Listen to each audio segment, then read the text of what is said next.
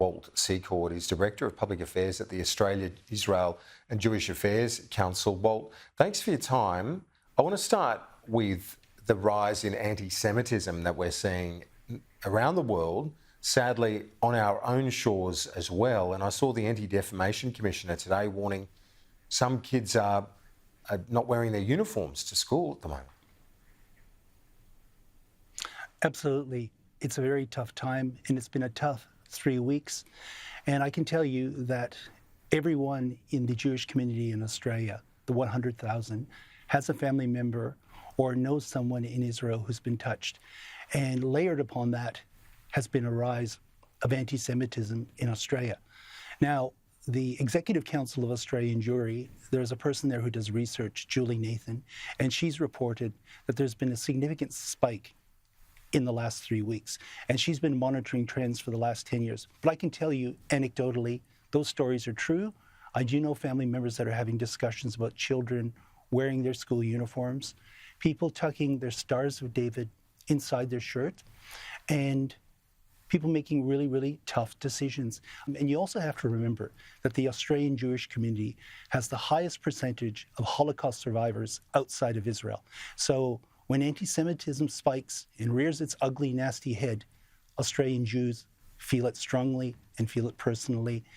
But on the positive side, the community is pulling together and supporting each other and showing a great warmth and love to everyone in the community.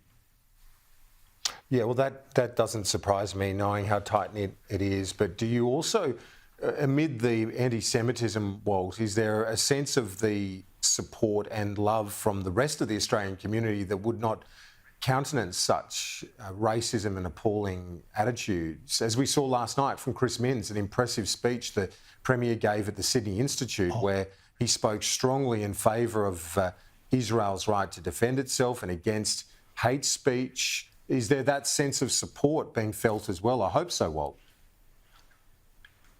Absolutely. There is a recognition. Last night at the Sydney Institute, Chris Minns' speech, a condemnation of anti-Semitism, but also a belief and strength and a commitment to community harmony. But also the Prime Minister, Anthony Albanese, condemning anti-Semitism. And then the former Prime Ministers coming out and doing a joint statement. Yes, the Jewish community welcomes those gestures and those statements. And remember, language matters. And when you hear a person who occupies the highest office in the country and in the state giving you support, communities welcome that.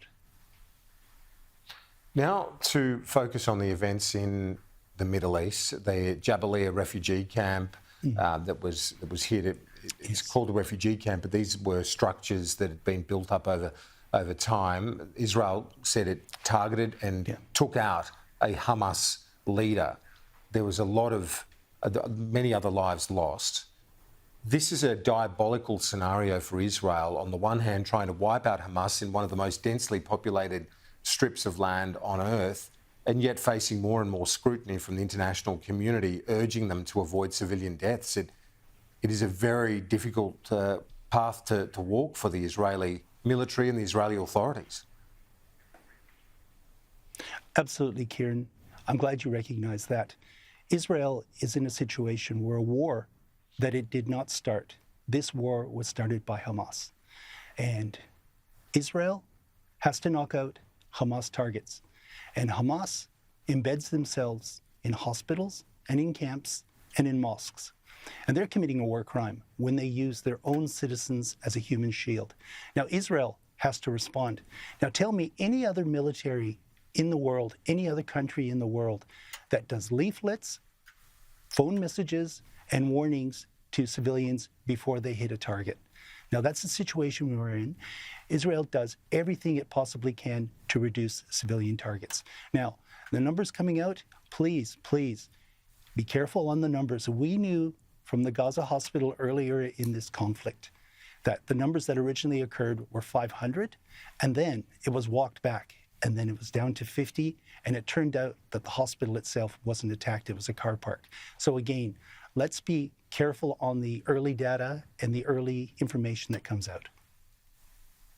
It's taken a couple of weeks, but the Israeli Prime Minister has spoken to Prime Minister Albanese. I know our PM did speak with the Israeli president last week as well, but do you welcome the fact that they've had those one-to-one talks as leader of our nation to leader of Israel? Absolutely welcome that. Anthony Albanese has been strong from the very beginning, and I also know that Foreign Minister Penny Wong has been speaking to her Israeli counterpart. So again, it's important. Australia is a middle-ranking power, and it's important that the Western world sees that Australia supports Israel. Now, the United States, Israel, but they also worry about the views of Canada, the United Kingdom, and Australia. So when I heard that Anthony Albanese had spoken to the Israeli Prime Minister, I welcome that. In fact, the news of it was first reported in Israel in the Hebrew press. Walt Secord from AIJAC. We'll stay in touch. Thanks. Thank you, Kieran.